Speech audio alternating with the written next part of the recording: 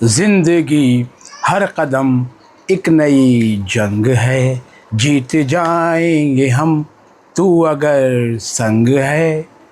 जी हाँ, नमस्कार, स्वागत है आपका हमारे इस YouTube चैनल पर। मैं मुनमुन श्रीवास्तव आपका हार्दिक अभिनंदन करता हूँ। और एक चीज़ जो सबसे अच्छी हुई है वो ये है कि CBSE के क्लास 12 के रिज़ल्ट आने के बाद और जब रिवोल्यूशन प्रोसेस जब शुरू हुआ है, तमाम पेरेंट्स और स्टूडेंट्स हैं वो लगभग एक हैं।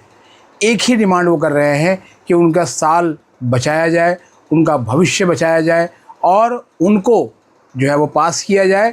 और इसके अलावा उनको जो है वो जिस भी अंक की कमी की वजह से वो एक सर्टेन एलिजिबिलिटी को अचीव नहीं कर पा रहे हैं वो दिया जाए। और एक एक दिन बीतते हुए अब जो है वो 12 जून की तारीख में अब महज कुछ घंटे बाकी रह गए हैं। तो ऐसे में कल मुझसे दो पेरेंट्स ने पूछा, जब आपने देखा होगा मैं रामनिवास बिश्नोई जी का इंटरव्यू करके चल रहा था तो मुझे दो पेरेंट्स मिले। उन्होंने कहा कि सर आप ही बताइए कि क्या होना चाहिए, क्या हमें ग्रेस मार्क्स मिलेगा और या नहीं मिलेगा, और अगर मिलेगा तो कैसे मिलेगा। अब हमने तमाम जो कोर्ट में बातें हुई थी 12 जून की हियरिंग से पहले, उसमें दो तीन चीज़ें थी, उसको एनालिसिस किया। साथ में हमने ये भी एनालिसिस किया कि शिक्षक क्या कह रहे हैं। मैंने कुछ शिक्षकों से भी बात की जो CBSE की कॉपी चेकिंग के प्रोसेस में इन्वॉल्व हैं और लगातार कॉपी चेक करके आ रहे हैं। और उनसे ये जानकारी मिली है कि कॉपी चेकिंग का जो प्रोसेस है वो आज से लेकर कल तक जो है वो पूरा भी हो जाएगा। जी हाँ, आपने बिल्कुल सही सुना। उन्होंने कहा कि जो रिवैल्यूएशन के लिए जो कॉपीज़ जो है वो चेक की जा रही हैं, ऑन स्क्रीन मार्किंग यानी OSM पे ही वो चेक कर रहे हैं, वो उसकी प्रक्रिया जो है वो मतलब महज कुछ घंटों में पूरी होने वाली है। तो आप सोच सकते हैं कि काफ़ी कुछ हो चुका है इस कोर्ट की तारीख से पहले। कोर्ट में तीन मोटे तौर पर बातें हुई थी। वो एक थी कि CBSE to give compensatory marks. ये जो कंपनसेटरी मार्क्स है दरअसल यही ग्रेस मार्क्स हैं। अब ग्रेस का मतलब ये होता है कि आप जो है वो अगर कहीं पर रुक रहे हैं तो आपको जो है वो 2 नंबर 3 नंबर 5 नंबर देकर जो है आपको आगे जो है पास कराया जाए। और ये प्रक्रिया कोई ऐसा नहीं है कि इस साल के लिए मांग हो रही है, ये लगातार रही है। ना केवल स्कूलों में, कॉलेजेस तक में रही है, विश्वविद्यालयों में भी जो है वो ये प्रक्रिया रही है, मॉडरेशन होता रहा है। दूसरी चीज़ कही गई है कि इंडिपेंडेंट इंक्वायरी हो। देखिए, इंडिपेंडेंट इंक्वायरी की बात अपनी जगह पर सही है, लेकिन इंडिपेंडेंट इंक्वायरी जब होगी, कब उसका जो है वो नतीजा आएगा, इससे स्टूडेंट्स को कोई बहुत कुछ जो है वो लेना देना नहीं होगा। ख़ास तौर पर अभी इस बैच के स्टूडेंट्स को जिनके रिज़ल्ट्स के साथ जो है वो ये दिक्कतें हुई हैं। आने वाले जो सेशन के जो कैंडिडेट्स होंगे क्लास 12 के, उनको इसका फ़ायदा मिलेगा या नहीं मिलेगा ये तो वक्त बताएगा। तीसरी बात जो है वो कही गई है, ये सबसे महत्वपूर्ण बात है, इसको ध्यान से सुनिएगा। जो कोर्ट में जो प्ली लगी है उस प्ली की ये बहुत महत्वपूर्ण बात है। उसमें ये कहा गया है कि revaluation portal open for the next 1 month. ये NSCY ने डिमांड की है कि अगले 1 महीने तक रिवैल्यूएशन पोर्टल को जो है वो खोले रखा जाए और जो है एक तरह से वो मान लीजिए कि ऑन डिमांड जो है वो रिवैल्यूएशन हो। क्योंकि बहुत से स्टूडेंट्स ये कह रहे हैं, अभी तक भी मैं आज सुबह तक भी जब मैं कमेंट पढ़ रहा था तब भी स्टूडेंट ने कहा कि उनकी कॉपी नहीं आई है। जब कॉपी ही नहीं मिली तो फिर रिवैल्यूएशन किस बात का।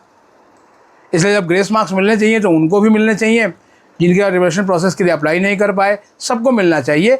तमाम विशेषज्ञ भी यही बात कर रहे हैं, पेरेंट्स की इच्छा भी यही है और स्टूडेंट्स की जो डिमांड ही यही रही है। तो अब मुझे उन पेरेंट्स ने, जहाँ पे मैंने आपको बात जो है बताया था बीच में, उन्होंने कहा कि सर क्या होना चाहिए फॉर्मूला। मेरे हिसाब से जो है वो पूरा एनालिसिस करने के बाद एक चीज़ जो हमने नोट की वो ये है कि इस जो पूरा जो रिज़ल्ट है उसमें 3 विषय ऐसे रहे हैं जिनमें रिज़ल्ट में दिक्कत रही है और उसी में सबसे अधिक है। सबसे पहली बात तो यह है कि 13,583 कॉपियाँ ऐसी थी जिनकी स्कैनिंग क्वालिटी ख़राब थी और कंप्यूटर से पढ़ना भी मुश्किल था। उनका क्या हुआ, इसके बारे में कहीं कोई बात जो है वो नहीं हुई है। और दूसरा जो सबसे महत्वपूर्ण बात है, जो मैंने विशेषज्ञों से बात की कि डिजिटल मार्किंग में शिक्षक जो है वो मार्किंग स्कीम से पूरी तरीके से जो है वो बंधे हुए थे, पूरी तरीके से। यानी कि वो दाएं बाएं नहीं कर सकते थे। जिन स्टूडेंट्स ने क्वेश्चंस के आंसर में शॉर्टकट या किसी और तरीके का इस्तेमाल किया, उनको जो है वो नंबर देने के बजाय नंबर सीधे सीधे कट गए। और क्योंकि कंप्यूटर पर केवल स्टेप वाइज मार्किंग करने के ही जो है वो कड़े निर्देश थे सीबीएसई की ओर से, ऐसा मुझे शिक्षकों ने बताया। अब जिन विषयों की बात हमने आपको करी कि जिसमें जो है सबसे अधिक दिक्कत है, वो ये है कि अगर हम देखें कि फिज़िक्स, केमिस्ट्री और अकाउंटेंसी, यानी कि साइंस और कॉमर्स वालों पर जो है वो गाज ज़्यादा गिरी इस बार।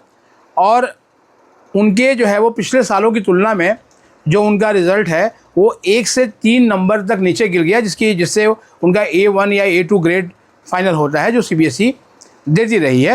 ह्यूमैनिटीज़ और आर्ट्स वालों को बहुत अधिक अंतर नहीं पड़ा, हालांकि वहाँ भी कुछ बच्चे ये कह रहे हैं कि नहीं उनको भी दिक्कतें हुई हैं, लेकिन मोटे तौर पर जो दिक्कत हुई है वो फिज़िक्स, केमिस्ट्री, मैथ्स और अकाउंटेंसी में हुई है। और सबसे अधिक जो है वो दिक्कत मैथ्स में हुई है, जिसमें कि सबसे ज़्यादा स्टेप मार्किंग होती है, हर स्टेप्स के नंबर मिलते हैं जो उनको नहीं मिले, जिसकी वजह से मैथ्स के अंदर सबसे अधिक आरटीआई है। एक स्टूडेंट का मैं देख रहा था और इसी के आधार पर ही हमने कहा कि अगर ये फॉर्मूला सीबीएसई लगाए तो स्टूडेंट्स को भी फ़ायदा होगा और सीबीएसई भी जो है वो काफ़ी हद तक अपनी साख बचा लेगी।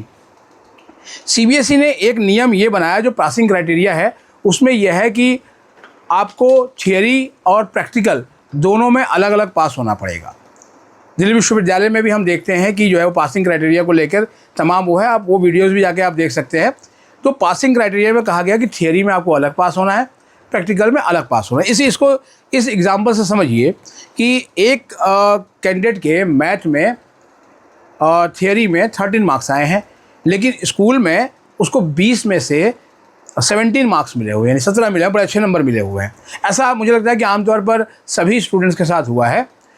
तो अब वो 13 नंबर उसके आए हैं, उसे पास होने के लिए 26 या 27 नंबर की ज़रूरत पड़ेगी, यानी उसको 13 या 14 नंबर उसको अभी और चाहिए अगर वो थियरी में पास हो। लेकिन अगर इसे क्लब कर दिया जाए, जो कि पुरानी व्यवस्था होती थी, तो 17 और 13 ये होते हैं 30, यानी उसको केवल 3 नंबर चाहिए, 3 मार्क्स चाहिए उसको जो है वो उसे पास होने के लिए। तो इस तरीके से भी करके रिज़ल्ट को निकाला जा सकता है। और सीबीएसई चाहे तो अपना इस बार हटा दे जो है वो कंपल्शन कि आपको थियरी में जो है वो कंपल्सरी पास नहीं होना है, एक कम्युलेटिव रिज़ल्ट आपका जो है वो निकलेगा। ये भी एक रास्ता हो सकता है स्टूडेंट्स को बेनिफिट देने का। दूसरा रास्ता ये हो सकता है कि आप उसके थियरी में जो नंबर मिले हैं उस थियरी के नंबर को जो है आप एक साइड कर दें। और जैसा आपको याद होगा, पहले भी मैंने जिक्र किया था, और जिसकी संस्तुति तो प्रधानमंत्री नरेंद्र मोदी जी ने भी की थी, उनके 12 साल जो है पूरे हुए और सारा देश उनको बधाई दे रहा है। लेकिन स्टूडेंट्स जो है वो बहुत ही टकटकी लगा के प्रधानमंत्री की ओर देख रहे हैं कि मन की बात करने वाले प्रधानमंत्री और परीक्षा पे चर्चा करने वाले प्रधानमंत्री जी उनके लिए भी कोई राहत भरी खबर लेकर आएँ। तो उसमें यह है कि थियरी को अलग रख दें और बच्चे को जो प्रैक्टिकल में मार्क्स दिए हैं, जाहिर बात है वो मार्क्स उसको स्कूल में मिले हैं, स्कूल में भी एक बाहर से एक्सपर्ट आते हैं और बाकी स्कूल के टीचर्स होते हैं और बच्चे का बाकायदा प्रैक्टिकल या असाइनमेंट होता है और उस आधार पर उसको नंबर मिलते हैं। उसी डेटा को जो है आगे प्रो डेटा बेसिस पर फ्लोट कर दिया जाए और उसके आधार पर जो है उसका रिज़ल्ट निकाला जाए। ये हो गए 2 फार्मूले। तीसरा फार्मूला जो है वो ये है कि रिवॉल्यूशन की जो कॉपियाँ जब ये चेक हो जाएं, क्योंकि जो टीचर्स अभी चेक कर रहे हैं उनको नहीं मालूम कि उनसे पहले के टीचर्स ने उनको कितने मार्क्स दिए थे। और जाहिर बात है 2 टीचरों की कमेटी जो है वो चेक कर रही है, उसके पहले भी एक टीचर ने किया, यानी कि 3 लोगों की मार्किंग उसके पास हो गई।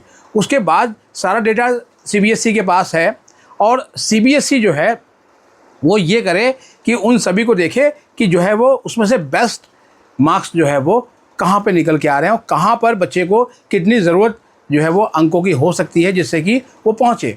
सीबीएसई के विशेषज्ञों को मालूम है कि किस तरीके से बच्चे का, साइंस के बच्चे का अगर फिज़िक्स में दिक्कत उसको हुई है तो जाहिर बात है कि वो कहीं ना कहीं वो इंजीनियरिंग के कोर्स में जो है वो जाने की उसमें था, क्योंकि मेडिकल में तो वैसे भी अभी नीट की परीक्षा होनी बाकी है, रीनीट होने वाला है। तो क्यों उसको दिमाग में डबल प्रेशर दिया जाए, क्यों ना उसके स्टेप्स के आधार पर जो है वो नंबर दिए जाएँ। क्योंकि अभी भी जो सीबीएसई में रिवॉल्यूशन की कॉपी चेक कर रहे हैं, उन टीचर्स से जब मैंने बात किया तो उनका यही कहना है कि सेम अभी भी मार्किंग सिस्टम भी वही है और चेक करने का तरीका भी वही है, किसी तरह का कोई बदलाव नहीं है।